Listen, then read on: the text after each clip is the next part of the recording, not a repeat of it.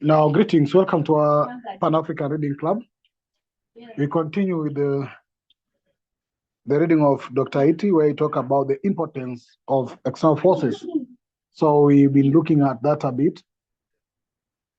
We've been looking at the West struggle, the issue of democracy, elections, and so many other things. And today we continue with this element of misleading the developing countries. This is a book by Dr. Juja Iti that we've been reviewing for almost a year. We are actually, I think, in chapter 9, if I'm not wrong. And we might be finishing it maybe in the next 1 month or two. So welcome once again to our class. And as usual, permit me to recognize the presence of all of you. Brother Windhoek, Reverend, and Sister Tapua. I know more members will be joining us as we move along. So let's start this by reading this paragraph, then we'll do our discussion. So we'll read this paragraph probably up to the end of that paragraph. No, it should be even ending, so that we get to the ghost of David Lloyd. So let's just do that brief paragraph, then we get straight to this ghost of David Lloyd George. So anybody who is willing to do for us that reading, that short paragraph? Yes, I can read, if that's okay. Please go ahead, sister. Okay. The title is Misleading the Developing Countries. Democracy was not on the radar screen during the Cold War. Instead, the West pushed the developing countries towards economic liberalization. Back then, drawing upon Western economic history, it was argued that the Industrial Revolution in 18th century Europe occurred well before Europe had achieved full democratic pluralism. As people got richer, they started to demand and agitate for their political rights. Thus, economic liberalization would unleash forces for democratic change from within. Economic liberalization will indeed engender prosperity. But as we stressed in the previous chapter, today's dictators never establish a level playing field, economically or politically. Economic liberalization alone will only enrich the ruling vampire elites or those favored by the despot, leaving the masses in abject poverty.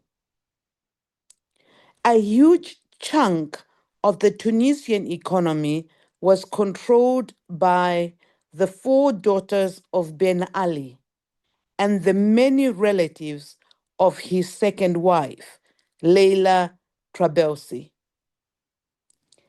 Their tentacles penetrated deep into Tunisia's financial system, extracting sweetheart loans from once respectable banks. This is an all too familiar story in Algeria, Egypt, and elsewhere in the Arab world, as well as Africa. Growing social inequality, lack of jobs, and deteriorating economic conditions will fuel resentment and public anger. That's the end of the paragraph. Yeah, thank you. That's very brief. So let's just share our thinking briefly on that. If there's anybody want to come in on that paragraph, 1 or 2 things you have seen that you wish to highlight. Can we scroll up to the beginning, please?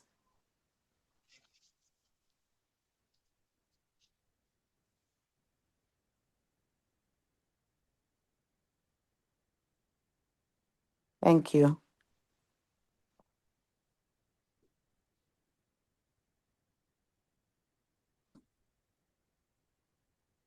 I'm just trying to work out why it's called misleading the developing countries.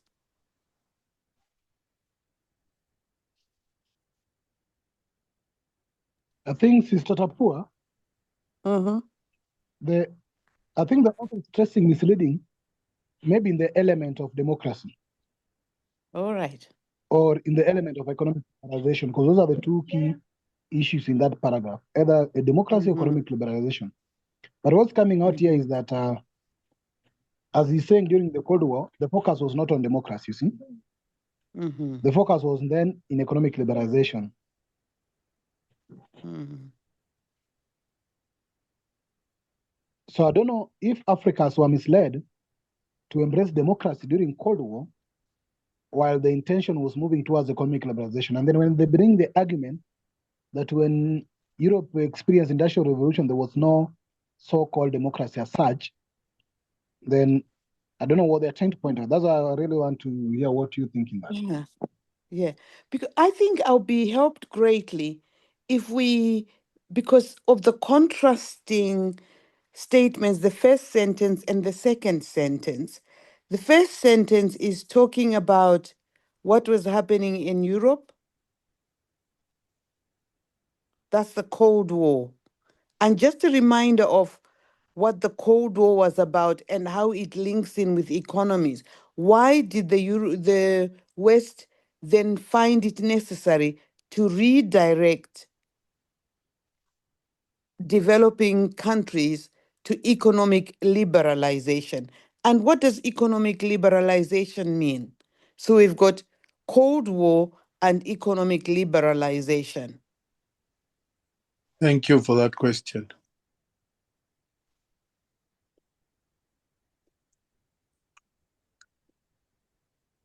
Sawilo, you thank Sister Tabua for the question. Please proceed. Proceed to where? I'm stuck where she's stuck. Uh-huh.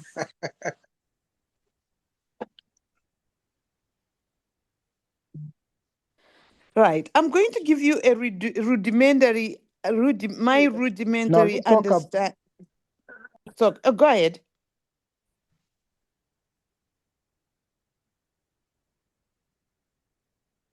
No, let's just finish. Go ahead, Sister Tabua, just finish.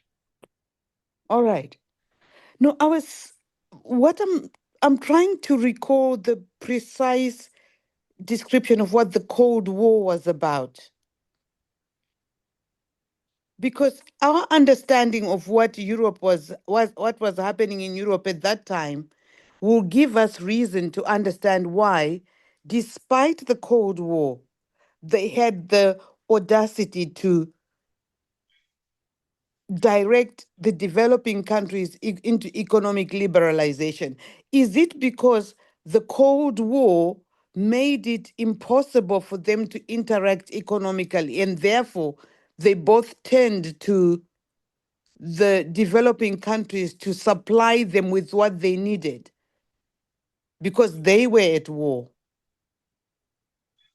I don't know. That's what I'm trying to work out. Anybody want to come in or want to add to the confusion?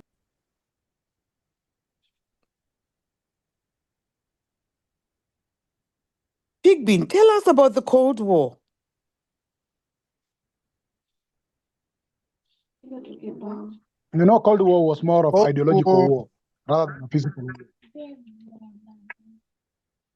Yeah, but Cold War was ideologies. war between- Sorry. Cold War was war between capitalism and communism, socialism, if you like. So it was in fact a war between America and all his allies against Russia and all his allies. Dialectical war because of economic ideologies and political ideologies, if you like. That's my 5 cents. And mainly the war was between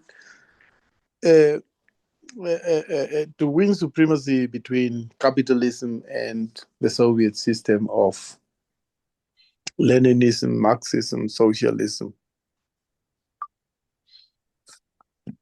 That's what I think. Would the Cold there be referring to a stalemate? Yes, maybe, but it was a war that was fought not with guns, but psychologically, economically, so forth. Okay, so this is But why they then... Yeah, go ahead. I was saying this is why they then had to turn to the developing countries, because the two ideologies needed resources to find expression in their own economies. And therefore, it was reason for them to encourage the developing countries so that they're exploitable down economic liberalization.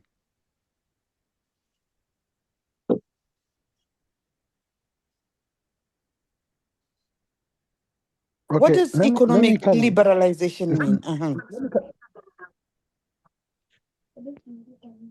Yeah, I think that's a very big proponent as well. What the like of if you are in that CSG debating forum, you might have come across the likes of Joseph from Uganda and Hegel from Kenya. Yes. Who then propagate what you call economic liberalization. The only thing is liberalize economy. Economic liberalization is linked to capitalism, which is contrary to socialist or communism economic model.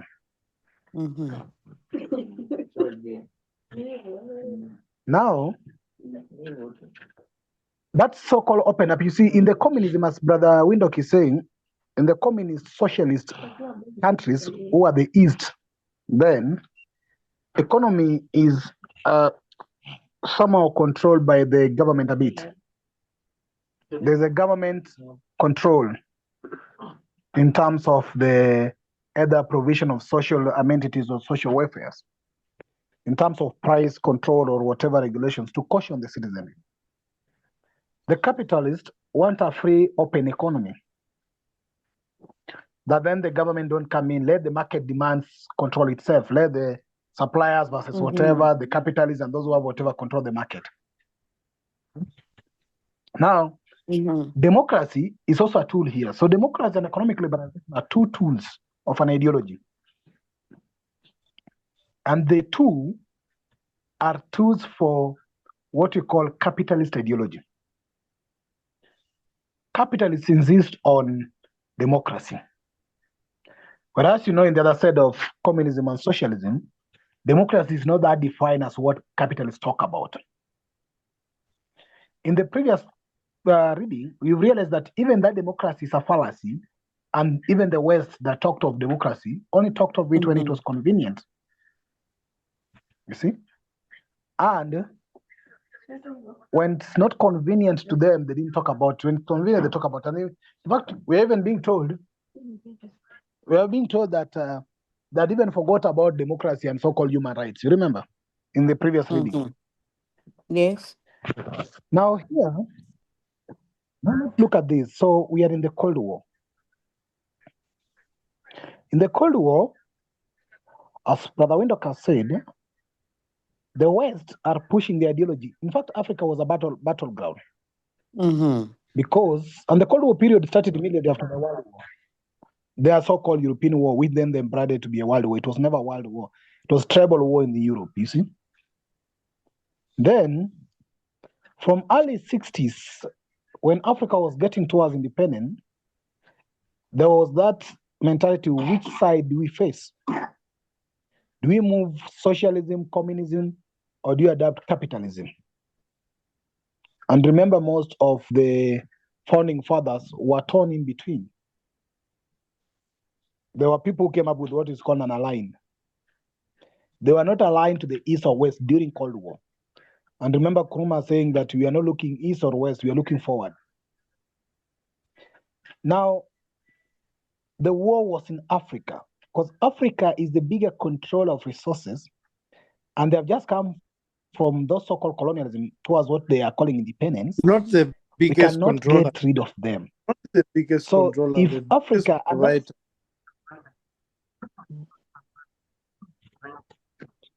provider.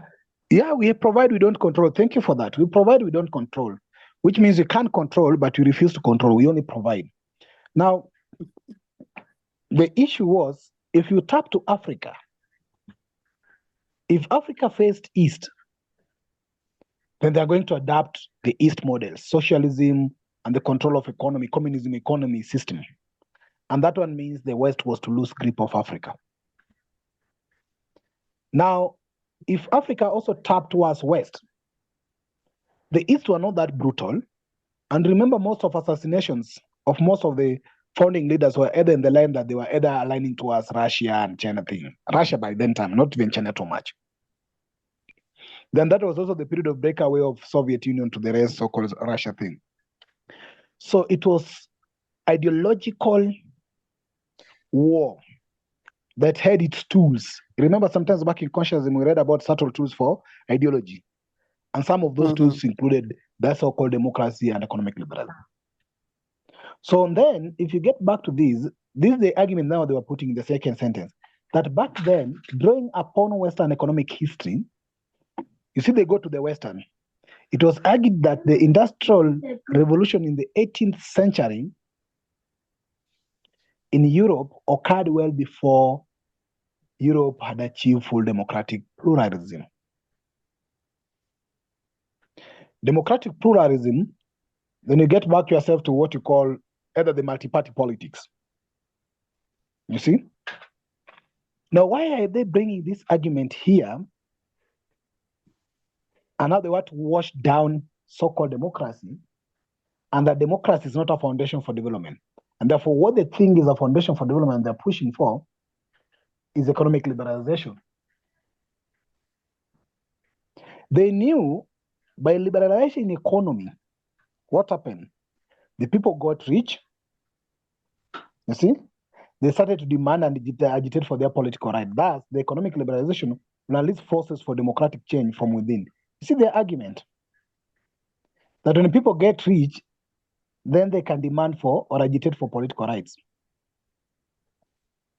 Which is not true.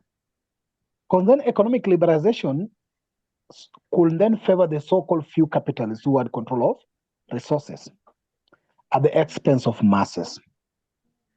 So then you see, the paragraph says that economic liberalization will indeed endanger prosperity, but as we stress in the previous chapter today, dictators now establish no level playing field. So here they were comparing economic liberalization versus democracy.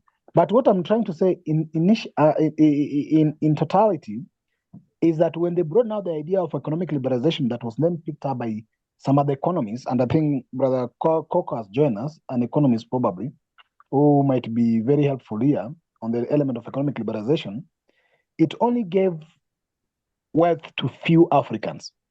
And this is an example they're now using of Ben Ali and their families. So they started amassing a lot of wealth during the early periods of independence. And that is what actually distracted Africa's development too much. Because now, let's amass capital. Let's not go towards the East communism, socialism thing. Remember some other leaders like Nyerere who tried socialism, other leaders were either assassinated, being feared that they were linked to socialism. The first vice president of Kenya, Jaramogi Oginga Odinga, was actually resigned from government after being frustrated by Jomo Kenyatta was a capitalist. So this was the idea. But in reality, I don't know, the misleading then happened by us pointing towards economic liberalization instead of us maybe stressing their so-called democracy, because that economic liberalization then endangered our communities and our countries. Few people amassed a lot of wealth. And that's what ended up with all this situation. But I'll allow either Mama to come in, as also Brother Coco takes time to look at the text and then share his thinking as an economist as well. Anybody want to come in? I'm just sharing what I think.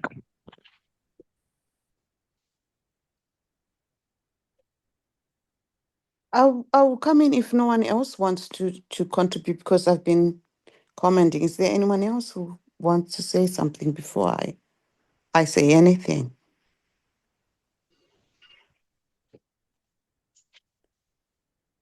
If not, I'm just going to share what I'm understanding from the first few lines of this paragraph.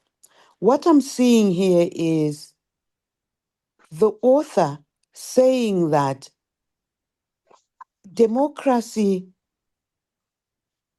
is something that was demanded by those people who gained wealth because of economic liberalization.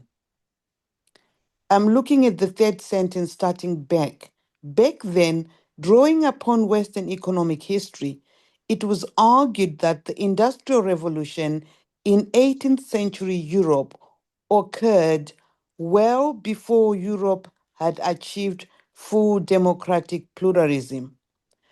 My understanding of Europe at that time is they were coming out of the feudal ages, and you had all these lords and so on who had riches that they'd inherited. With the Industrial Revolution, you start having other people who are getting moneyed and they're joining in, and they want to take part in the decision making.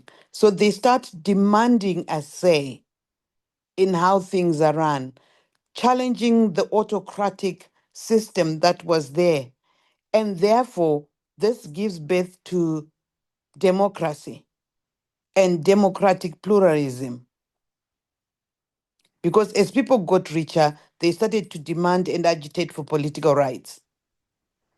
But I'm looking at the misleading the developing countries here, because when they then come to Africa, they come to Africa demanding that we exercise complete democracy. In other words, we are expected to behave like the European democratic systems. And because of the economic liberalization that they encouraged in the developing world, we end up with people who have power because they've amassed wealth. And yet, they then say to the ordinary men and women in the street, you can vote. As if that's an end in itself. Because it's not the vote that people want. It's the fair distribution of wealth that people want. So this is where I'm getting the misleading the developing countries. We're being misled into thinking that democracy is what we need. And we're being diverted from what we actually need, which is fairness and an equal distribution of wealth. That's what I read. Thank you. I'll end there. I think we were misled into believing that economic am I saying this correctly? All Is right, this what let's I'm share. trying to say? Yes. Mm. Let me try to say. I think we were misled into believing that economic liberalization is the best way to go, Mm. because economic liberalization was gravitating more towards capitalism, or is an extension of capitalism, or is one tentacle of capitalism. Mm. And by that, they have barred us from looking towards the east. So sadly, they have convinced us to adopt capitalism indirectly, if you like. Because economic liberalization will bring wealth to under the guise to more people or to many people, which again is a fallacy. Wealth will end up in the hands just of a few, obviously connected to the system. But that's what we were made to understand, that now we are going to get rich like people in the West, just like today we believe people in the West are more rich than Africans on a normal scale. Thank you.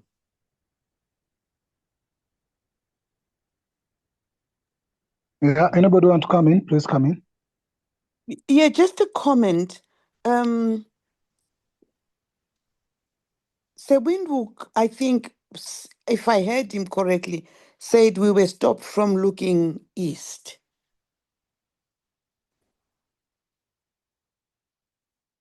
It gave me a sense of we could have made the choice to look east. But I'm thinking, should we be looking any direction at all except our direction? Because east or west will not suit the African way. I think we need to find a way of finding our own expression in how we're going to make sure everybody is treated as a person, as we should. By then, I we didn't will. have. Sister Tapua, you get to the heart of the struggle back then in 1960s and 70s Mhm, when there was so-called non-aligned movement. mhm, Why were they aligned? It was during the Cold War. So there's the east mhm, side and the west. And we in the center here, we are saying we are not aligned. mhm, So it means we can go east and west. mhm. That was basically what they did. While Nkrumah had said, no, we are not looking east or west. We are looking where? Forward as a people or inward. You remember when you now link it to the conscious emotion discussion? Mhm, Now, do we mhm. look west? Do we look east? Then a group is coming in and saying, we are not aligned. So what do you mean by being not aligned? Being not aligned literally could mean you're not looking east, neither are you looking west. But what they did with not being aligned is that by not being aligned, it could put them in the center to benefit from both sides. So then they could go look east and go west anywhere they want. And they'll say, Yeah, but we are not aligned to anywhere. yeah, but I think that the problem I then think that. became. I totally agree with you, my brother. The problem then became, whilst we were non-aligned, we did not have our own defined alignment. We actually became susceptible to the exploitation of either. Because if we'd followed Nkrumah's way, we could have had a position that we took. But that position was not expressed for Africans as one voice. So that, for example, whilst they were busy bickering on either being communist, socialist, and capitalist, if we'd had our own position, it would have made sure that we're not exploited by either. So we accepted to be misled. Sorry, I'll stop there. Yeah. I think this supposition was a little bit before their time, before the time of the arrival of Dr. Kwame Nkrumah. So by then we didn't have a direction to look at.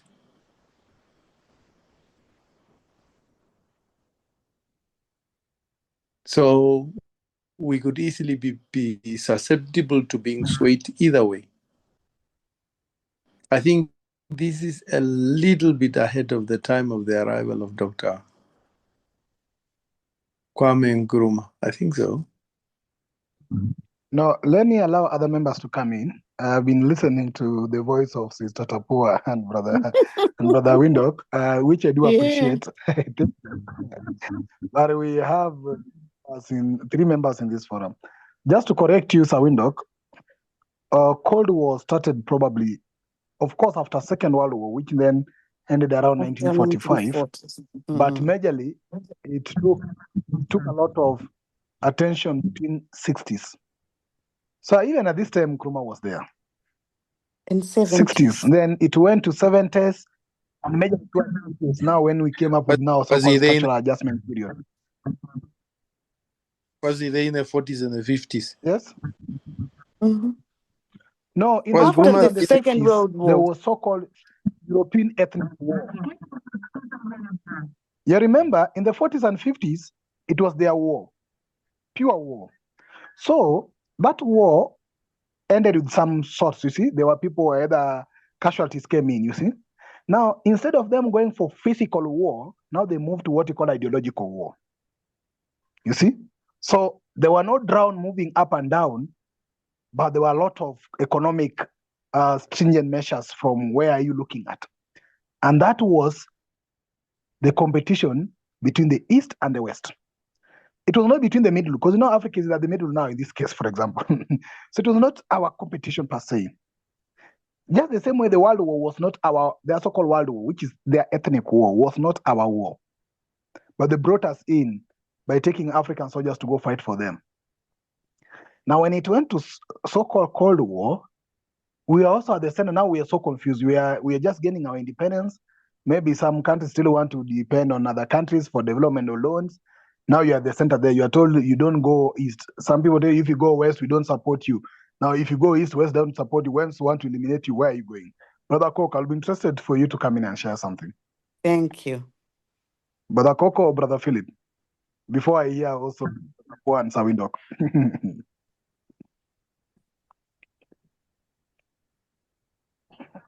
Brother Philip, Hi. Brother Coco, and even Reverend Isin.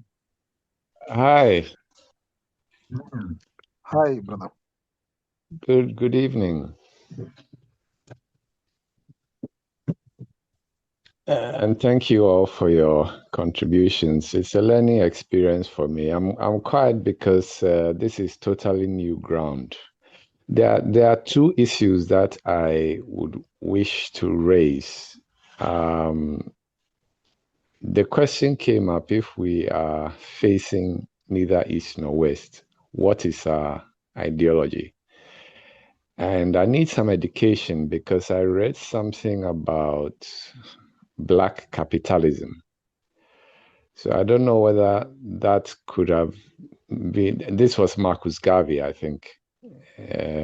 So I don't know whether that could have been some sort of ideology. And the other feeling that I have about an African ideology is not new. I mean, it's something that we saw in Black Wall Street, simply circulating our monies amongst ourselves, supporting each other's businesses. I've never seen a group of people that destroy each other's businesses like Africans do. Both the leaders do the same as the followers in modern Africans. So to circulate our monies amongst ourselves was and should be one fundamental ideology, which is not new. I mean, everybody does it. The Asians do it. I mean, the Indians, Chinese, Jews, everybody does it. But I think that should be fundamental and adapted to our own situation. Yeah. So I think those are some of the two ideas that occurred to me. But they will definitely need refinement and upliftment because I'm not so good at this. Thank you, Brother Philip. And I think Nkrumah was trying to. Brother Coco will come in. I really wanted you to come in, but I think can this confusion be what inspired Nkrumah to write Consciousness as a Philosophy? Because exactly at this particular moment, some who look at towards the East could say that they're becoming socialist, or they'll be branded becoming communist.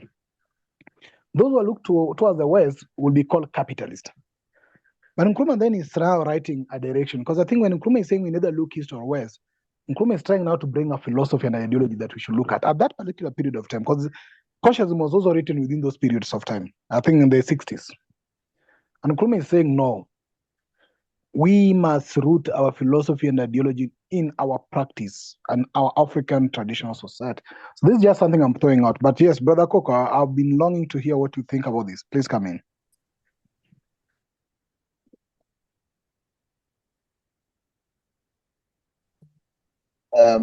Allow me to start first by addressing some of the questions which are currently on the table. The first one being, why didn't the Africans go their own way? Why didn't the Africans chart a third way that wasn't looking at west or east? And I would like to remind people about what happened to Lumumba in Congo. And I would like to remind people what happened to Sylvanus Olympio in Togo. And I also like to remind people what happened to Ahmed Sékou Touré, as well as the Guineans, after they rejected the French community and decided to go their own way. So you have to understand here what colonization is in the first place. Colonization is about establishing spheres of influence. It's not only economic, looting, it's also political, in that they'll come in and tell you what to do, how to rule yourself, how to educate your people, what language to use. This is a problem that we were left as Africans after they left, all right? So they always say that colonization doesn't only steal the land and resources, it also steals the minds. That is important for you to realize. Then what you are saying, Sister Sapua, it could have happened. It could have only happened if we united. This is what Nkrumah was saying, unite. Unite or perish. But the problem was that amongst the leaders of that time, there were those who were already colonized educated under the colonial yoke. Most of them former French colonies who were part of the Monrovia group.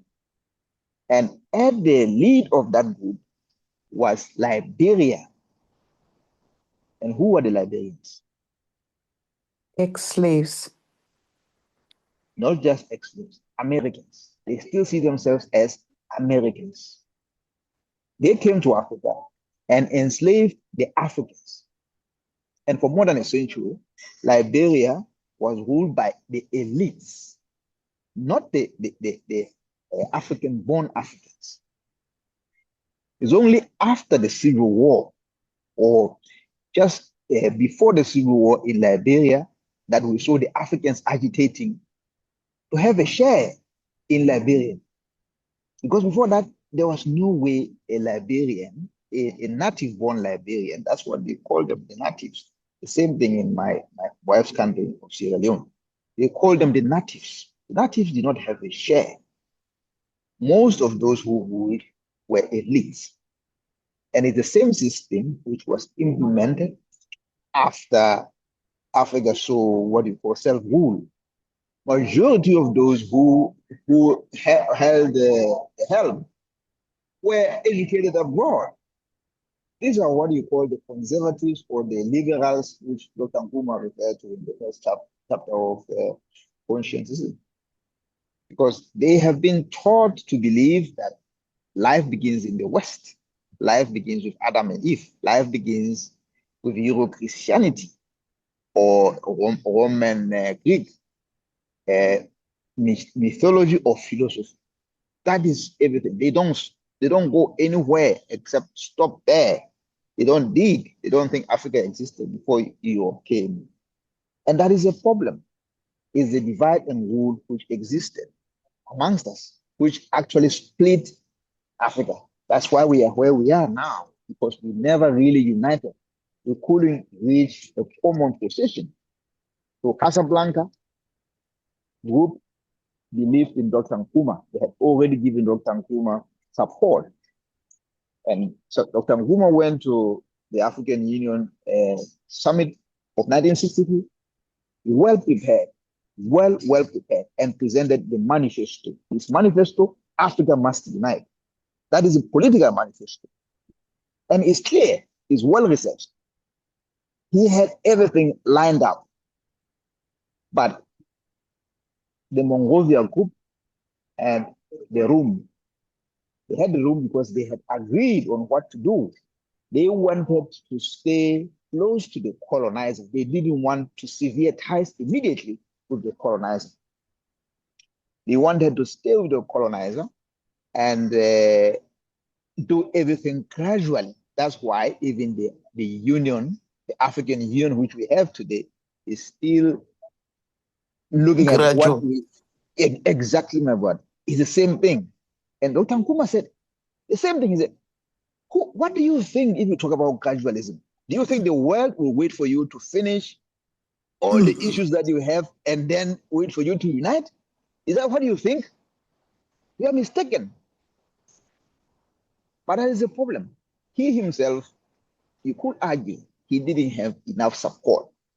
And the people he could have persuaded to support him were Haile Selassie, who was then a diplomat, more trained in intermediation, in diplomatic way of building consensus.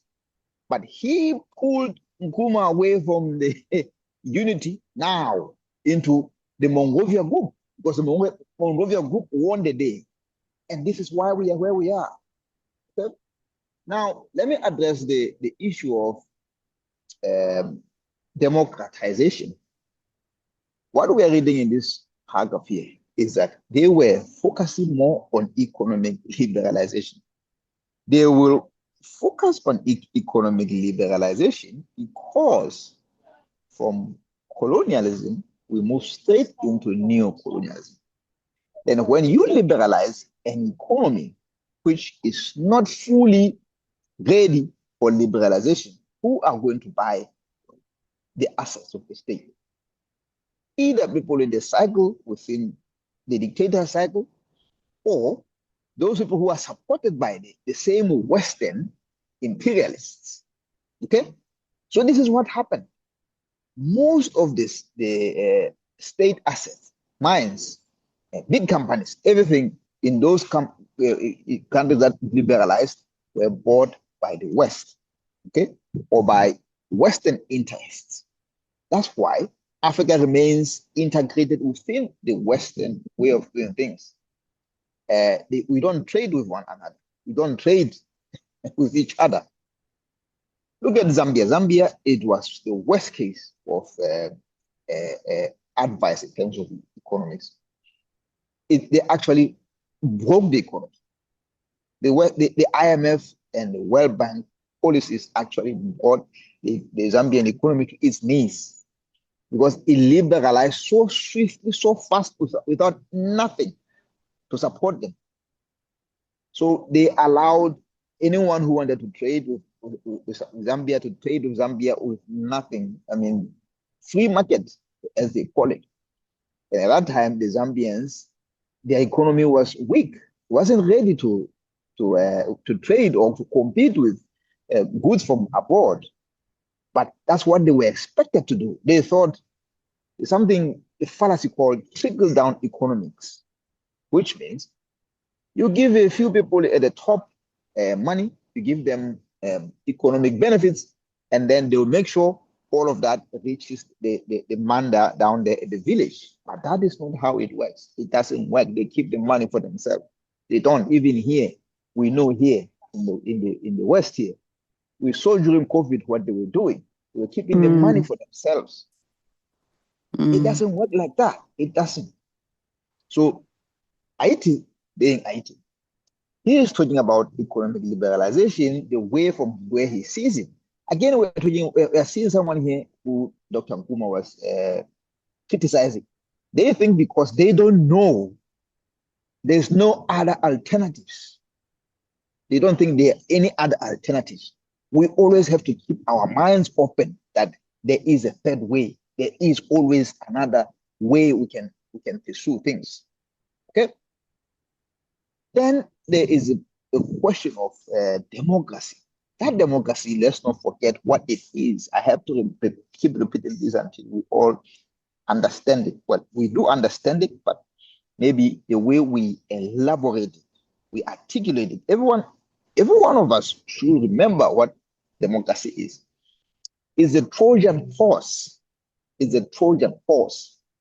It's meant to be used by only those with money. They can buy easily whatever we have in our economy once they have supported whichever party wins. I don't know if I read this for you, but it was there. It happens that even in the Congo, in the run-up to the elections, Belgium were voting for, we were supporting a certain party, but that party lost. The CIA, on the other hand, they were supporting everyone. They were buying everyone. But when Cyril Abdullah, if I'm right, was elected as the president of the Senate, they said, our man has been elected. We have our man in place. Because that is what they wanted, isn't it? Some of them were saying, even Lumumba, we don't agree with him, but you have to fund him. You have to fund him because we want to have an influence there. That is how it works. That is how it works. But again, the Americans, where they could, they just went straight and supported the strong men. And that is what they did with Mobutu. When it didn't work, when everything else failed in the Congo, for them to get the state, they actually put Mobutu, who they were also funding. Let's not forget that. Mobutu was not canvassing, was not doing anything, but he was very close to Lumumba. But they were funding him. And Lumumba, unfortunately, unwittingly, elevated Mobutu to the chief of staff of the Congolese army after the Belgians caused the mutiny. And the Belgian officers were expelled by Lumumba. Lumumba did not have any armies who were, commissioned officers at the time. There was another guy, and Mobutu, who Lumumba put there. And the Americans immediately used their men who they had put close to Lumumba. Okay? When Lumumba and Kasavubu had their own squabble of the president versus prime minister, who is stronger, who is elected who, Mobutu came in and said, I fire you, Lumumba, and took over, or put Lumumba under house arrest. This is how it works. We need to realize the system. The system is being used not for us, not for the people, but for those that think we cannot support the strong men outright here, because everybody will see that there's no democracy. So they will say there's a multi-party democracy. But there is nothing that a common man benefits from democracy. There is nothing. And again, read what Professor Noam Chomsky says about manufacturing consent. They only come 4 years later or 5 years later to ask for your consent. And what happens in between? They do anything that they want. Anything that they want is the same here. Keir Starmer has resigned today. Instead of them asking us, what do we want as the people, they will go ahead and elect Andy Burnham, who has been elected by about a constituency, about 60,000 people somewhere in Manchester. He will be then elevated into prime minister of this country. This is how it works. And Haiti, being one educated within the Western system,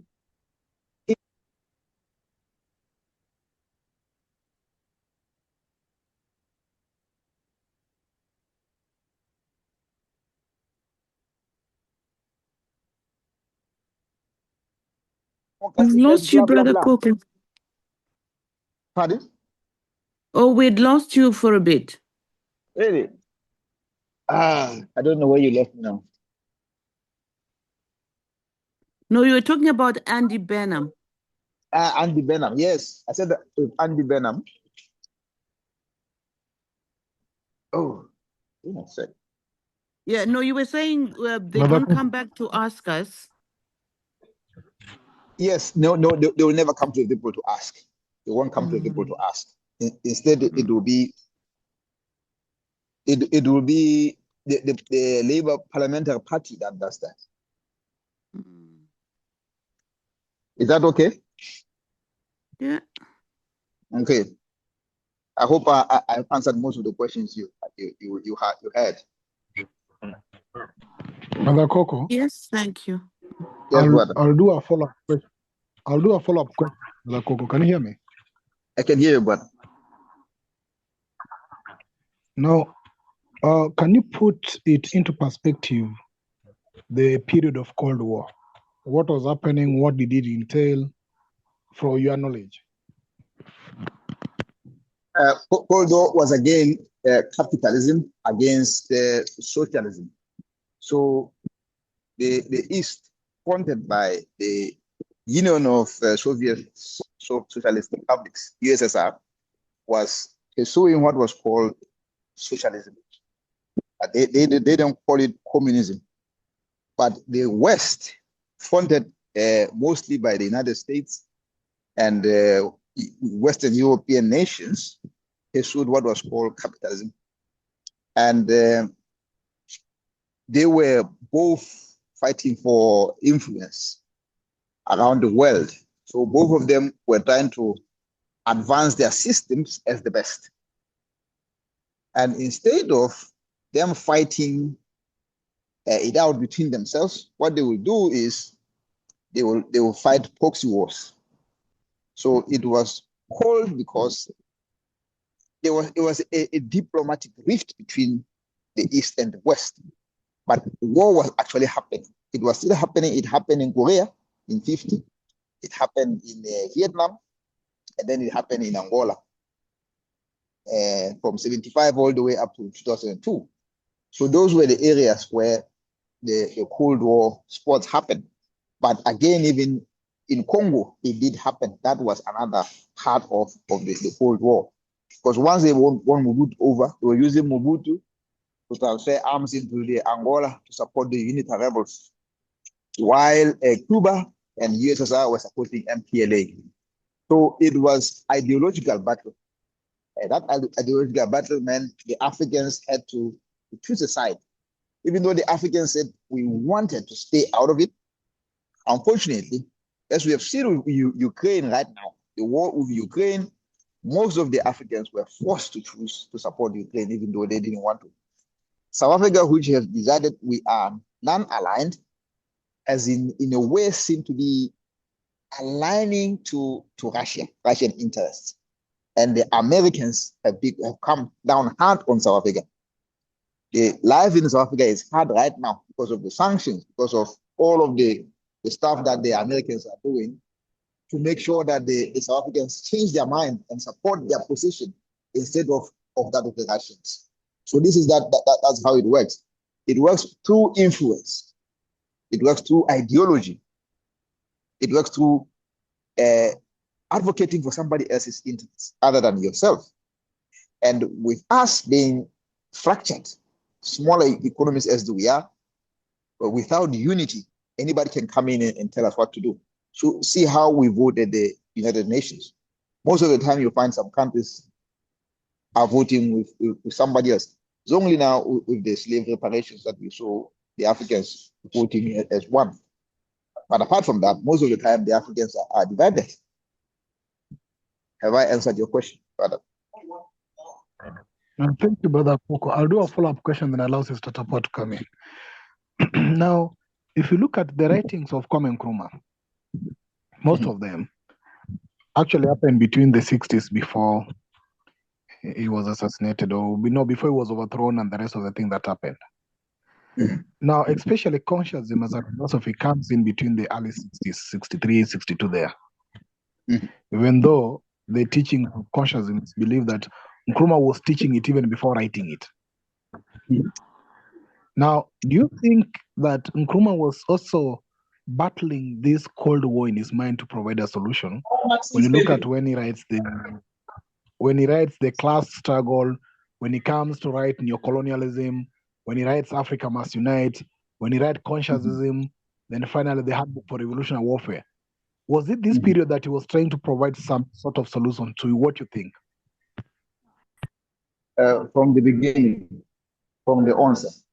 The reason why I'm choose to be at the States, not to Europe, study, was he knew what the Europeans were doing.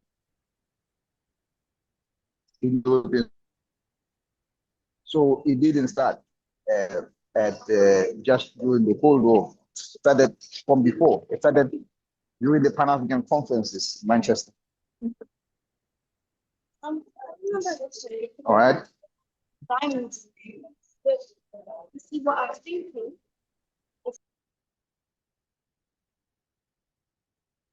Okay, I'll come back to you, Brother Kokoreta. Thank you.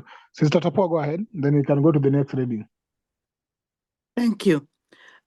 Just I'm just wanting to make a suggestion here that I think in our expression we're being polite and we are kind of trying to use expression that does not get us to the heart of what the problem is or what our solution to the challenges that we have are.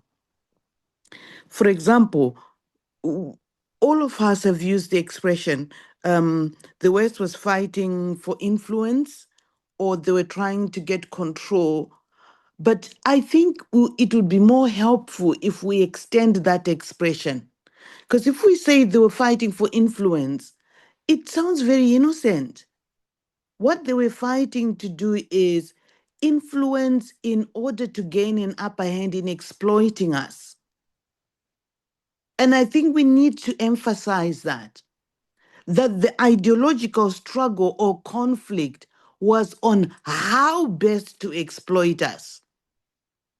Because it's not innocent. It's not an innocent ideological struggle between two positions. What would be the point in that? The point is they were trying to find the best way to gain from us and exploit us. Some of them were saying, I mean, the socialist communist one was saying, well, we should share to an extent. We should have workers. But at the end of the day, as people, they were not just coming in as innocent, oh, we want you to be treated fairly and end there. Look at what the Chinese are doing after they supported us in our struggle. Now is their chance to exploit us because they have the influence. They are the ones who are favored, as it were. So I think if we continue to hammer that message, to say ideological differences for the exploitation, we always want to remember what it is they're doing so that we can counter and fight it. Because I'm thinking of the South African situation where, because we've not been explicit in our expression and our understanding, and Malema's position, the Economic Freedom Front, seems to be way out because some of us are not saying things as we should say them so that we complete the sentence. Because there is this misunderstanding now amongst the South African Africans that it's our brothers who are there to get our jobs. But that's not the point. The point is the exploiters, the exploitation, the systems that were not changed because the capitalist is there to exploit. I will stop there for now. Thank you. I want us to go ahead a bit, read this last paragraph, and then we can come back. But as you're saying, Sister Tapua, I had said it before, that Africa was the battlefield in their so-called Cold War. It was not only Africa and the southern part of the countries, the Mexico and the rest. And the issue was control of resources. And those resources were to be controlled for purpose of exploitation, as you are saying. Because these people have come out from physical wars. So nobody's safe with each other. Somebody wants to control some people and some resources so that they can protect themselves. China could not be talked of here because even China by then was still struggling. China had not been China during the Mao period. China was still going through the process of also reforms and reformations. So China was not powerful enough, especially within the start of Cold War, even to speak anywhere. It was Russia, which was the great USSR. And actually, if you have to realize it, Cold War somehow ended also with the breakdown of USSR. Those so many states that are surrounding Russia, call them Serbia and the rest, those so many countries that are around Russia thing. You see? So it was, the battle was on who controls Africa for purposes of exploiting Africa. And what now, remember the countries that were called South whatever? Are they called the South countries or whatever? There's a name referred to these countries that are forming the southern part of America. They're not called even developing countries. There's a name they used to be called. So where the Mexico, Cuba, Venezuela, Latin those are the America. countries of Latin America. Yeah, the Latin America. So it was control of Africa and Latin America. And you know very well what those countries possess: resources, minerals, and the rest. So it was ideological on the surface, but in reality, it was not about ideological discussion and argument. It was economics. And that's why even when they talk of economic liberalization coming here vis-a-vis high morals called democracy, there was economics in it. And those are the period that also most of African politicians became too wealthy and too rich. They looted everything. So, as you're saying and rightly put it, this was pure exploitation. And as Brother Coker said it, they were very brutal, very brutal. You see how they took away our leaders. It was not politics or talks. Assassination after assassination. Bring down this. They'll talk so many things. They brought down Lumumba. And so many of them, they went after them. And I'm telling you, like in Kenya, they went after the former vice president, Daniel Jaramogi Oginga Odinga, the father to Raila Odinga, was believed to be socialist or communist by then. So that is the position. And I think Africa ought not to have gone that direction. And that's why Nkrumah still believe Nkrumah was providing a philosophical and ideological direction of Africa, that you don't have to be torn in between. No. We can have the medium, the middle space here, on how we move forward. So I know the second paragraph, the heading, is a continuation of that previous paragraph. So I'd like us just to read that heading because I'm seeing it's a continuation of that discussion. Then once you're done with that subheading, let's do a wrap-up discussion on this. Then we meet next time. So this heading will go up to the ghost of David Lloyd. It will go now. How the West can get it right now, that one is where maybe we'll start next time. And I don't know why I want to get West to get it. But let's look at this subparagraph. So, Sister Tapo, if you are willing, please read for us this one. Then we tie, because I know it's the conversation, so that we can have a conclusive conversation on this. Okay, yes, I will read. The ghost of David Lloyd George. Yet, this line of reasoning, economic liberalization, shaped much of US policy towards Africa in the 1980s and China in the 1990s. For China, the assumption was that the more the United States traded with the communist dictatorship, the nearer the United States would bring the day of a democratic redemption of the hapless Chinese people. It's contempt. American journalist and political commentator David Brooks noted that, quotation, the theory puts a lot of faith in the power of capitalism to transform tyrannies into democracies. History offers some examples in which the market has sweetened manners, but there are also plenty of instances where the economically minded have overestimated the civilizing power of trade. Close quotation. A bumper crop of similar assumptions can be found in US policy towards Africa. According to Arnold Bechman, senior research fellow at Hoover Institution, the founder of that delusional linkage policy was Prime Minister Lloyd George, who formulated the principles of a policy that was to become standard for the West towards the Soviet Union. To smother Bolshevism with generosity.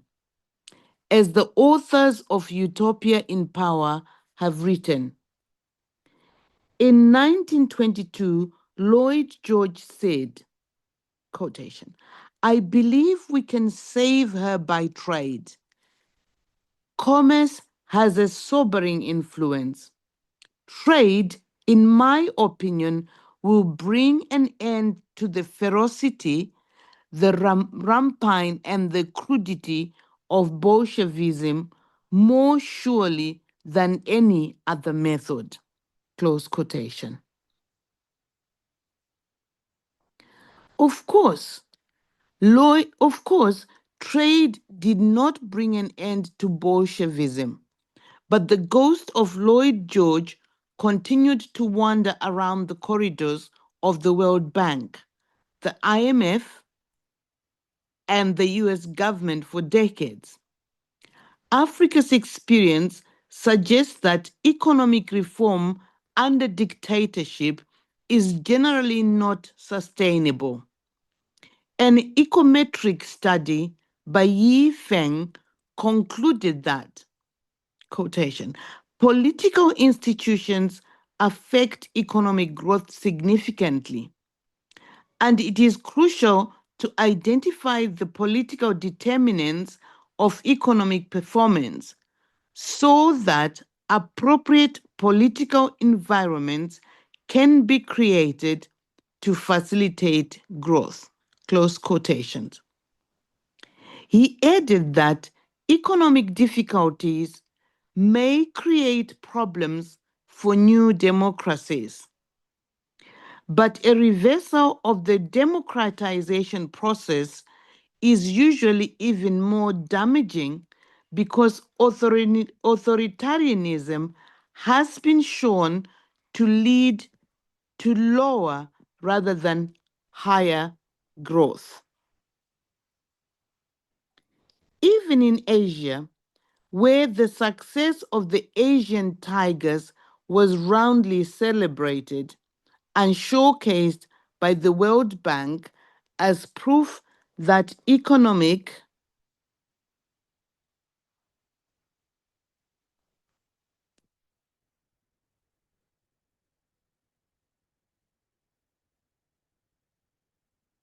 development can occur under authoritarian regimes, that view is now thoroughly discredited.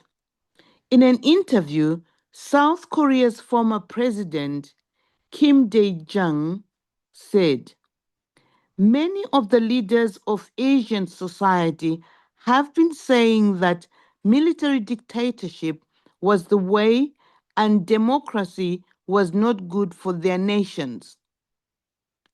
They concentrated only on economic development and building a government around a strong leader who controls economic policy.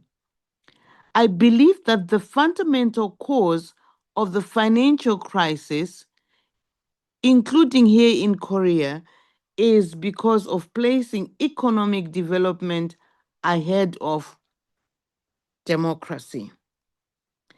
Indeed, many of the African countries the World Bank structured into economic success stories did finally hit the political ceiling and began unraveling.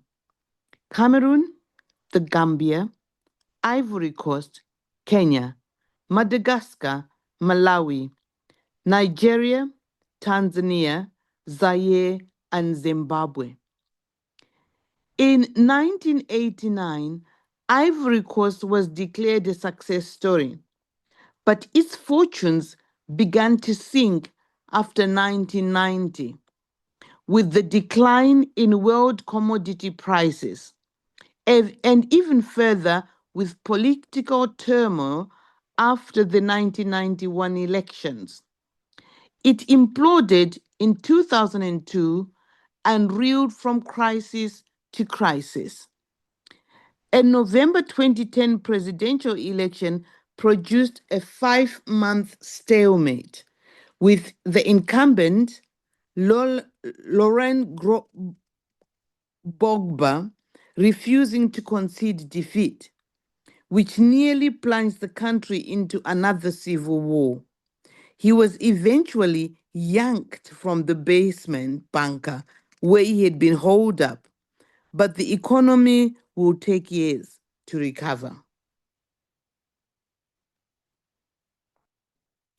As we showed in Chapter 8, the whole debate over political versus economic reform violates Ayeti's law, which states that intellectual reform must come before economic reform.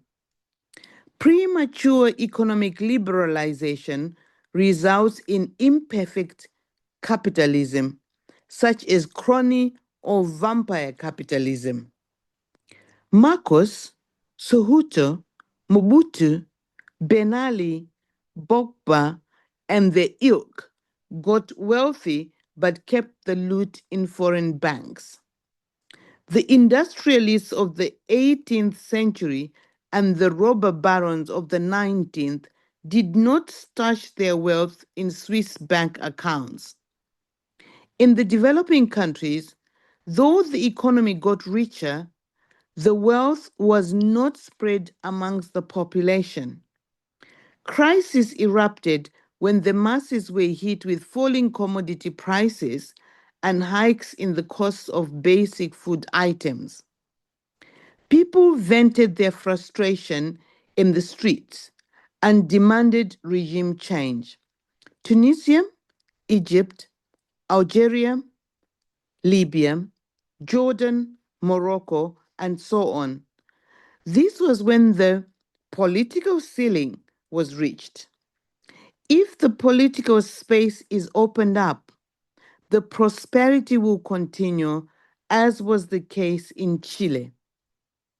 In most cases, however, dictators kept the lead on, and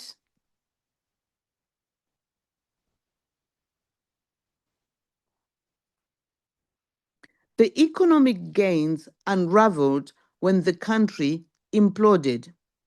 Ivory Coast, Indonesia, Madagascar, and Yugoslavia. As we noted in the previous chapter, China currently faces the dilemma of economic liberalization without political reform. Stubborn resistance to political reform will only lead to disaster. Speaking to Chinese American business people in New York, Prime Minister Wen said political reform would lead to a relaxed political environment so people can better express their independent spirit and creativity. That his speech was censored and blocked from publication in the state-owned media by the powerful propaganda department spoke volumes about the importance of intellectual freedom. We'll end there. It's now more confused. You know. I don't know what you want to say on this paragraph. Dr. Eddie. Brother Coco. This is your fellow economist. I don't know if you're around. This your fellow economist is now becoming too confused. Hmm? How can the Dr. Eti combine all this I saw all this brother. nonsense Okay, I know. Because you see now, there are a few words that he spoke here. I'll allow members to speak, but there are a few words that he spoke here that are very interesting. Dr. Eti is talking about something he's calling what did he call that? Capitalism. He call it vampire capitalism, imperfect capitalism, as if there's a perfect capitalism. Yeah. As if there's a perfect capitalism. Crony or Then he call vampire capitalism. Crony capitalism. Capitalism is capitalism. It is a capitalism. So Dr. Eti tries to say that now there's a capitalism that is good for the people and a capitalism that is not good for the people. Then Dr. Eti is talking about premature economic liberalization. Then he brags of his so-called Haiti's law that intellectual reforms come before economic reforms. Very interesting. Then there's something also I saw somewhere here that is very interesting in this talk. Let me check it. When you talk about now what you call at World Bank restructured into economic success story. So World Bank has never made any country a success story. Those fallacies that I always see around. World Bank can restructure a country to be an economic success story. And you know what happened during the SAPS in the 1990s that Dr. Eti is talking about here, the structural adjustment programs. So when government now becoming more capitalist in nature or more private entity, rather of power of exercising what they call public good. Now, Dr. Eti thinks that was now a success story. And the World Bank has helped some people to be success somewhere. Very interesting as well. Then this also something I saw also here. When he described the story of the Asian tigers, then he comes to say that now that has also been discredited because because they were authoritarians. And you see, he talks about military dictatorship. What we are seeing today in Burkina Faso. We are having a military leader and military dictatorship. He's making some good development, and everybody can see that. Then you'll be saying now that was false because power concentrated in one hand. Even in the so-called democracy, if people don't have good intention for the citizenry, it doesn't matter. It doesn't matter. In fact, you increase the number of people who loot the citizens. So it's very interesting also that Dr. Eti is also saying there. So yeah, those are the few things that were very interesting to me. How Dr. Eti is trying to link his confusion in this so-called paragraph. But yes, as I've said, members are free to share what they think, please, as we come towards the end of our session today.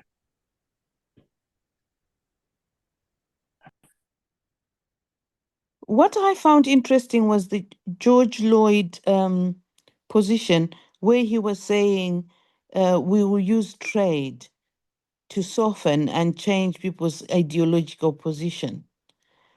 The same thing is happening today because they will blackmail you or blackmail a country by pretending to give you opportunities for trade. So, for example, whilst one country is sanctioned and Kenya is given the opportunity to trade, they think it's kindness. They think they've arrived, and yet they're falling into the hands of the exploiters. So, censoring Burkina Faso, for example, looks like they're getting punished. And those people who are allowed to trade, like Trump was saying, I'll give you a lower tariff if you do this for me, as if it's a favor. When it's actual fact, you're being softened for exploitation. That's crazy. How Well, thank you, interesting. Sister Tapua, for pointing at that point. In fact, I also saw it. But don't you think that is what they are doing? That's what they're doing. Look, for example, every time we go to a table, we say we are going to negotiate trade negotiations. You know, I sit in one of the committee called Trade Negotiations Committee in this country, just as an expert on policy things once in a while. And you go say we are going to negotiate trade negotiations. But I ask them one thing. For example, there's a trade agreement that is being blocked for a time. One of my friends is actually in America as a trade officer. Now it's called STIP. It's called Strategic Trade Investment Plan. It has been negotiated for a while between America and Kenya. Now we ask ourselves, is there any African country that can go in any table to negotiate anything called fair trade negotiation anywhere? No. World. Kenya goes to America and come out of that table say we negotiated a fair trade negotiation. What nonsense is that? Because one thing is, in the trade negotiations, you agree to relax your policies, you see? So you say that you are opening Kenyan market for America, and America is saying we are also opening American market for Kenya. Now, let's look at trade is about muscle for investment and exploitation. Now, how many Kenyan businessmen or capitalists who can go and exploit American market? Because even their net worth alone cannot be even worth any net worth in any city in America. Then you open an entire economy of country, especially, and we had our agriculturists had an issue with agricultural sector under that agreement. You tell America, let them come do agriculture. Somebody will come with the trillions there and till the entire land of Africa or Kenya, plant their own plants, then export their same product to feed their people in America. Now, what can a Kenyan millionaire go exploit or billionaire exploit in America? Total nonsense. But we'll come out of table and say, yes, out of that meeting, we negotiated for a market. So our market is available in America. Let's take our products there. So the government did something good, you see. Kenya signed an agreement to export in America. Yes, well and good. Then you're back to start what you call capacity building. Because you see, when you negotiate trade to a country, it doesn't mean that your products go scot-free. They're what you call rules of origin and entry. Your products must comply with market standard. That's the first thing. Now, the market standard might be expensive, you see. For example, currently America do not allow exports into or imports into America using plastic products or plastic coverage. They're doing away with the plastic thing in the what called WTO. Now the question is, what other source of storage do we have advanced in Africa that you can store a product with to export to America? Now, their standard department is a private entity. The standard department of America is a standard private entity. The standard of our country is a government entry. Now, even if government says that we have a market in America, whoever want to export, for example, coffee from Kenya to America, their coffee product must go through standard verification and test in America. Do you know how much that costs? Very expensive. But when they come to our country and invest, for example, they will give them access. No, basically, there's nothing they'll export to us. You see? They won't come with anything to Africa because they'll say that either we cannot purchase because of our purchase power and everything else. You know what they'll do? They'll come bare-handed with money to exploit our land so that they export to their people. So they'll not come with anything. They'll come with their money to invest in our land, you see? So they come free with $10 billion somewhere. come get a 1,000 acres somewhere, plant what their market demands. So if their market want fresh fruits, organic fresh fruits, they come and put 1,000 acres here, plant organic fresh fruits here, then sell it to their market. So who is getting access to the market? You have been given a market that you cannot exploit. So they come in, invest here, and then they send to their same market and earn from there. They themselves. That's what they do. So you see, trade is a coin way to bamboozle us to think that yes, we are winning. I think that's why he's saying that is working. Because every time you tell every time our presidents are out of Africa and they come back, what do they say? We made a trade agreement. We have access to export. We did this and this, and you have for them. Yeah, president has negotiated 1, 2, 3, 4. Yeah. Then what happened? We as Kenya negotiated. Let me just finish with this. We as a Kenya negotiated a market. We negotiated a market access with China on avocados. Avocados. Do you know it took 6 years for us to export? For us to export the first batch, 6 years. Because after negotiation, there's a lot of their conditions that come in. For you to meet those market conditions, it's a hell of problem. So let me land there. Sister Topo, please come in. Oh, I just wanted to say, it was just a side comment I was actually writing it in the comment section. You know, even the word investor, you know, the Chinese here are buying farms and bringing Chinese people to work on the farms to grow the food they need. United Arab Emirates is also doing that, getting large chunks of land, bringing their own labor and their own things, and using mostly their own people to grow food for themselves on our land. It's terrible.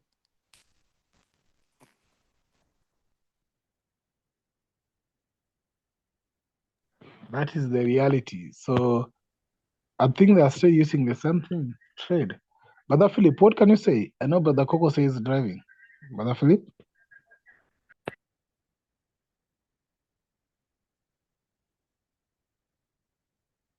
No comment. I'm just learning from you guys. We know the multidimensional exploitation, and we are aware of it. So we just continue and then spread the message and continue to explore ways to combat it.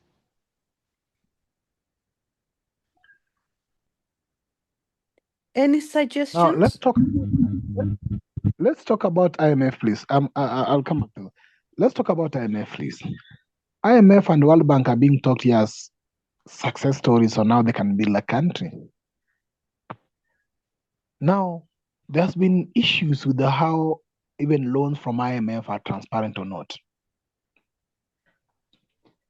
There are issues with even their terms and interest rates and the rest. And you saw what they cost in Kenya in 2024? When they now fail because we have their loan, they want even to control how we collect revenue and how we are going to price products for our people. What we must tax and what we should not tax. How we should actually run our economy. They do what Thomas Sankara called technical assassins. Remember in his speech in 1983, the AU conference, his last appearance, Sankara called them that they behave as if they're technical assistants to help craft our economies now. But in reality, they are technical assassins that are killing us. They come with what they call aid that do not aid us anywhere to development. They pretend that they loan us while they owe us something that they can never repay, which is the blood of our ancestors. They engage in loaning, which is like a gamble, And when they lose, they come to ask us pay. That's Sankara. And he says, that's the game of gamble. When you make profit, you are happy. When you lose, you should also accept it. So how do IMF and World Bank make a country a success story? Success to who? Success to who? And do you think that World Bank can make any African country a success story?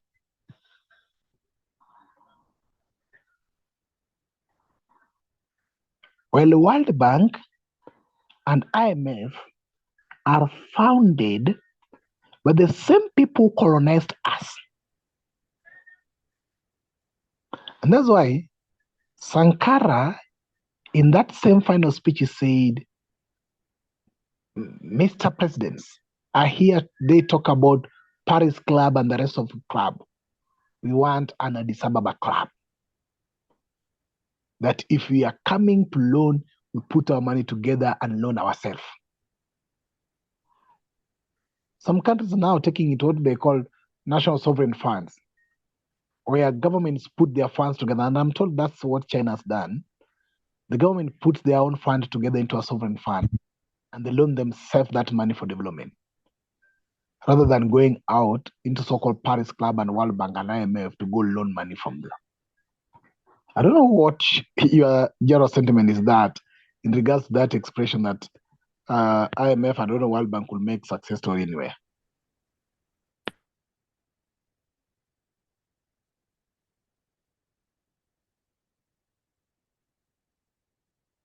Anybody want to come in?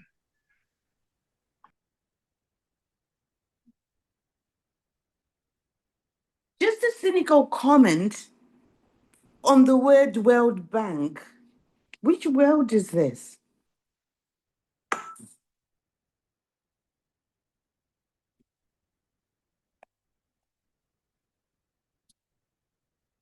It is their world.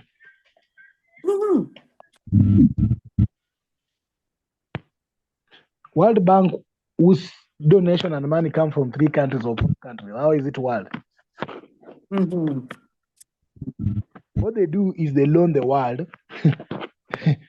I suppose. That's basically that's what they basically loan the whole world. And they extract so-called profits out of those loans for specific 3 or 4 individuals. It reminds me of, you know how in the local economies you have these guys who loan sharks, who go around giving people money, and then some people are driven to committing suicide because they're forced to try and pay in unfavorable conditions. That's the World Bank at a bigger scale. But Terrible. Sister Tapua, do you can make anyway a success story? No, whose success? I mean, you ask the right questions. Whose success? Because our success, we are defining our success by how we look after the lowest unit. Because we know that we define who we are based on how everybody else is doing, but they don't. They're counting millionaires. I read endless articles on Africa has this first billionaire, Africa has this and that, China has produced so many millionaires. But no one is talking about the people at the bottom. Nobody. Terrible. Now, if you I know the think process, somebody become a millionaire in Africa, Sister Tapua, mhm, or even in your village, anywhere else, that process, one elder, it's called Elder Glenn, up here, sorry to quote him here, Elder Glenn told me that the reason why some people are rich is because some people are poor. of course. The process in this model of enrichment or wealth in this current capitalist system, and as you have learned in Consciousism, that the underlying principle of capitalism is exploitation, and an exploited person cannot be rich. An exploited person will be poor. An exploited country cannot be rich. An exploited country will be poor. And this is what actually Walter Roney wrote in the Our Europe Underdeveloped Africa. That in the so-called wealth of Europe, it relies on stepping on the head of someone. So I have to be tall, and me standing tall is not that I'm standing on a ground on a flat foot, I'm standing on your head. And this was not the African model. The African model, wealth was considered a communal thing. As much as few people could pursue their private wealth, but wealth was considered in a communal thing. Now, if you take example that are given here, the 1990s period, do you know most of countries at independence when they started with the approach of so many parastatals. Remember when you talk about parastatals in the past? Because the government knew that its intention was to deliver services to its people. And your colonial government was not much interested, the colonial government was not much interested in service delivery to its people. What they were interested, if they build a road, is a road that leads to a certain mine so that they could exploit it. Remember even the so-called in Kenya, we know it as the Indian railway line, the East Africa Railway line, which was built by the Indians. It was heading from Port of Mombasa to Uganda inside. Not for traveling, but for the resources to be extracted from inside Uganda to be taken out to whatever they wanted to go with it. That was the intention. So governments then started building what you call parastatals. I don't know if in your country, in Tapua, there existed some parastatals at the beginning of independence. So there were either coffee parastatals, there were fishery parastatals, there were either clothing parastatals, there were either dairy farm parastatals. There are so many parastatals and what you call cooperatives for farmers to come together. In Kenya, for example, there was a Kikomi which was producing clothes in this country using cotton from Kenya. There are so many cotton ginneries all over. That was a government parastatal. And many people who learned back then or who were educated back then went for technical courses in those institutions. There was a Rivertex that could produce, and up to that thing, it was producing boots even for our soldiers. There were companies were running to either to manufacture fish, the processing of fish, and everything else. Now, what happened? The loaning were taking place during the Cold War. Then IMF comes in and says, now because your governments have loaned and have borrowed and you are spending money uselessly because you are taking into so many parastatals that are non-economical. That's how they view it. And that is the argument they're using even up to date. When they introduce this element now, they are calling public-private partnership. If you've heard of that word, public-private partnership. Who is this private that is not within the public? Because a government is a public entity. So when government as a public owns shares in parastatals, who are you, a private person who want to also to own a share in a public entity when this money in public entity is for the public good, including yourself? So IMF comes in and say, now we are doing what you call structural adjustment program.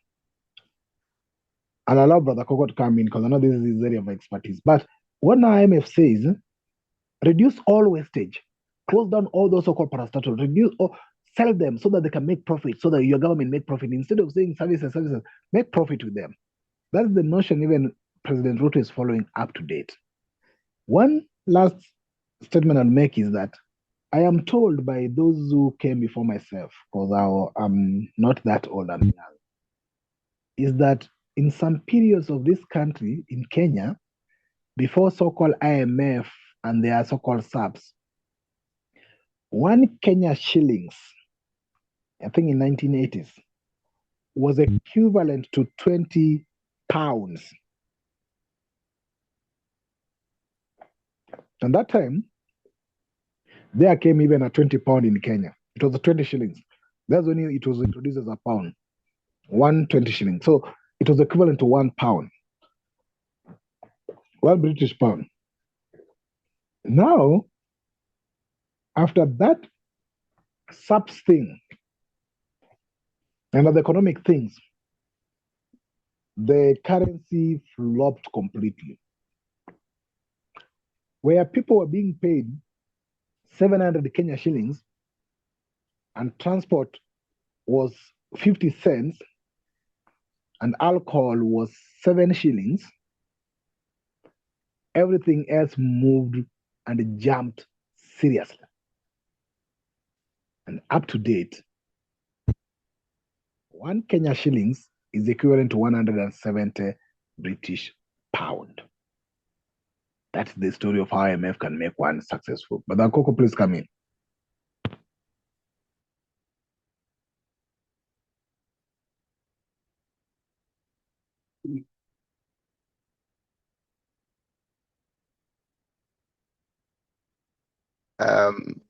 I listened to you guys, even though I was driving.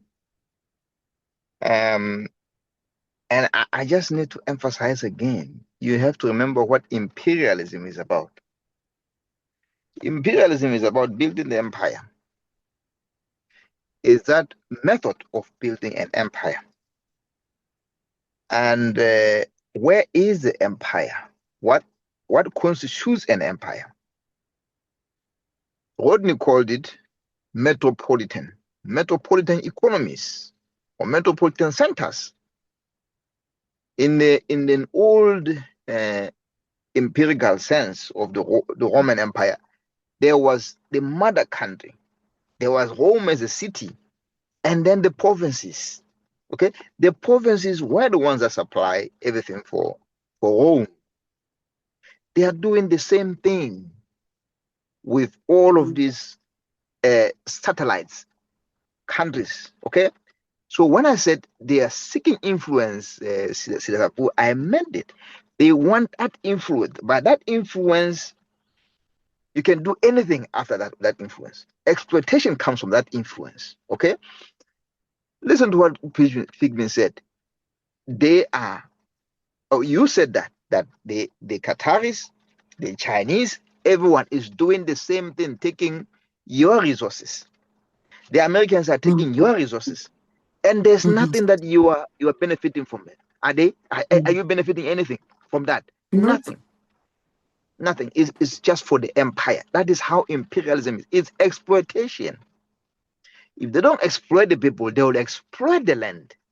That's what the Chinese did with Kafue River in Zambia, where they killed the fish and killed the people, kill wildlife, just extracting whatever they can out of Zambia, and the people get nothing out of it, nothing. And this is the same thing which Haiti is asking for them to bring to us. Is that is the essence. Let me leave that. I need to address something, fortunately. But that is about imperialism. Is at the bottom, at the root of this. And IMF and World Bank are tools for that.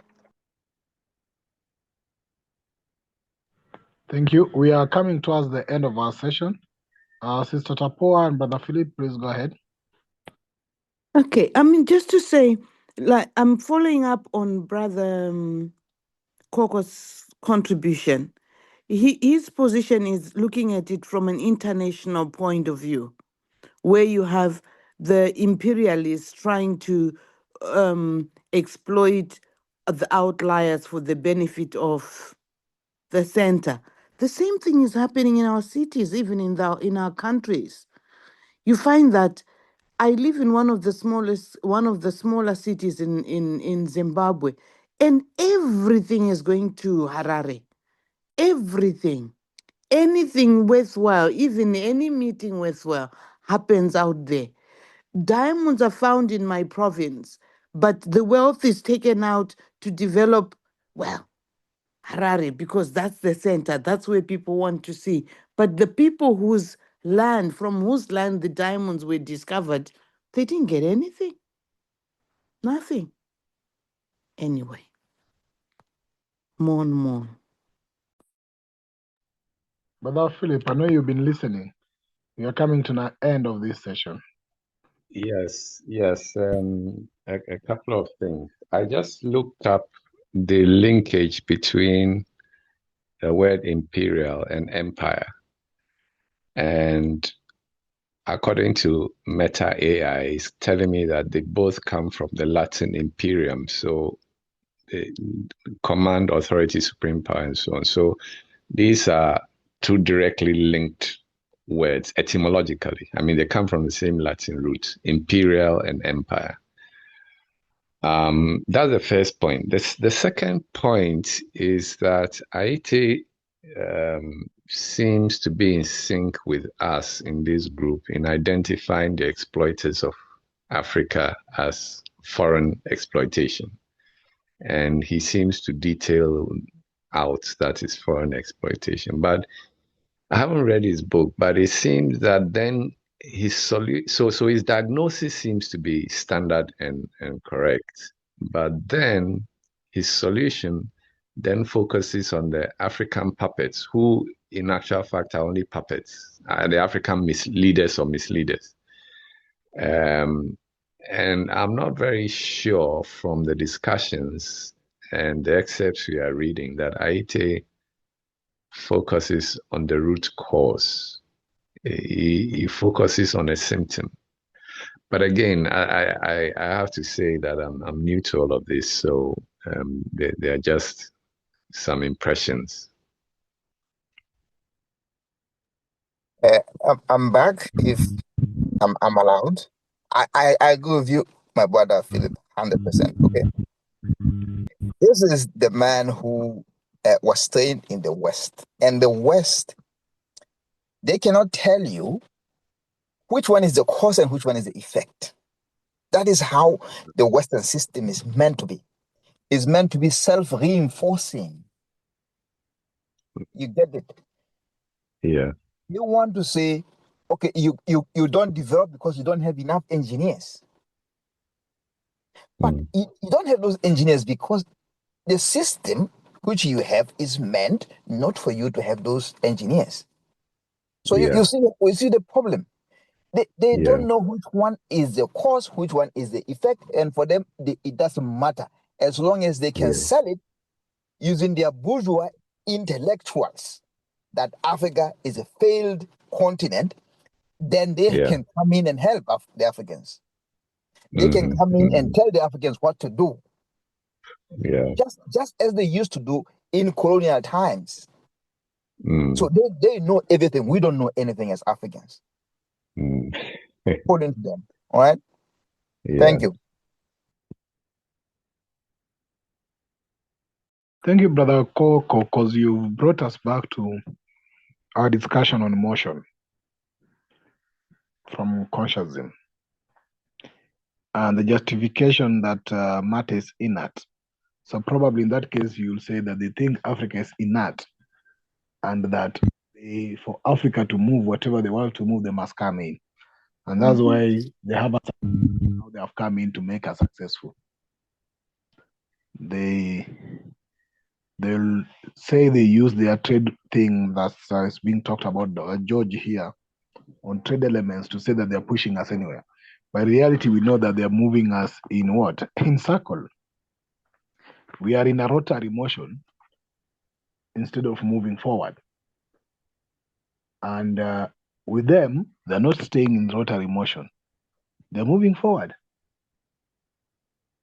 And the baseline of this argument, comrade, why all these so-called dictatorships and what I've been learning are only mentioned in most of countries that are so-called developing, either in Latin, either in the Asian far end, or either in Africa. Even if you look at the majority of the examples they give, apart from the China thing they talk about,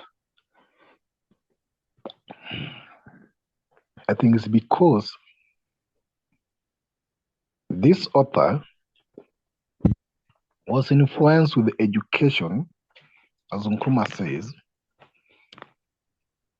And education, I was reminded, has some ideological and philosophical standpoint. So education informs you how you see the world.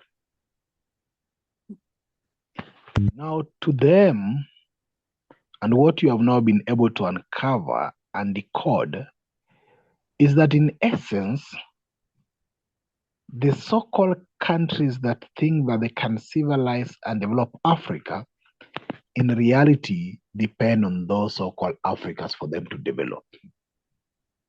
That is the first reality. If they think that we depend on them, then can they just walk out from us and let us see how they'll go, how far they can move? So I don't know what Dr. Iti intends to sell here, because it's bringing mixed emotions and thinking. But one thing that is for sure, we are seeing a clear picture of Western fallacy and hypocrisy. And it's high time that as we read this, we try to decode these codes. Maybe Dr. Iti was not conscious of them. Maybe in his writing, he was too liberal in his writing. And who are conscious a bit are now able to see between the lines and decode those codes. The problem that sometimes I say is, how about if this document lands to a mind that is not conscious enough? Like our brothers, the two brothers I keep talking about, the Hegel and the rest. They take it as a holy prescription and scripture. Well, Haiti is applying some caution that even so-called premature economic liberalization can lead to what you call imperfect capitalism and vampire capitalism, as if there's a perfect capitalism anywhere. So let's continue analyzing and engaging this book. As we have always done, we apply our critical analysis. So some level of thinking we share here might astonish others. It's not criticism, but it's consciousness that is being displayed in thinking. So thank you very much, comrades who have joined us today to help us dissect this book. Next time we will proceed to what Dr. Iti is saying, how the West can get it right. And you'll be interested to see why the West to get it right in Africa. Mm-hmm. Who's right? So I know. Those are the questions, but they get it right. Why the West must get it right, and what is that right looks like when wrongs look like what? That's the key things we would like to discuss. So thank you very much, comrades, and let's meet again next week. Thank you for your engagement today. Good night. Bye. Thank you.